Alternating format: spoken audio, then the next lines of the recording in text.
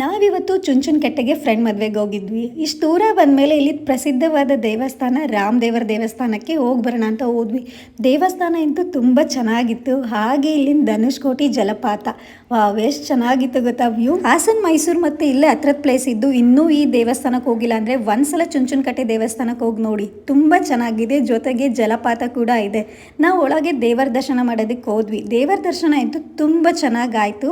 ಈ ದೇವಸ್ಥಾನದ ವಿಶೇಷತೆ ಏನಂದ್ರೆ, ಅರುಣ್ ಯೋಗಿರಾಜ್ ಇದಾರಲ್ಲ, ಅಯೋಧ್ಯೆಯಲ್ಲಿರೋ ರಾಮನ ಮೂರ್ತಿಯನ್ನು ಕೆತ್ತಿದ್ರಲ್ಲ, ಅವರೇ ಇಲ್ಲಿ ಆಂಜನೇಯ ಮೂರ್ತಿಯನ್ನು ಕೂಡ ಕೆತ್ತಿರೋದು. ತುಂಬಾನೇ ಲಕ್ಷಣವಾಗಿದೆ.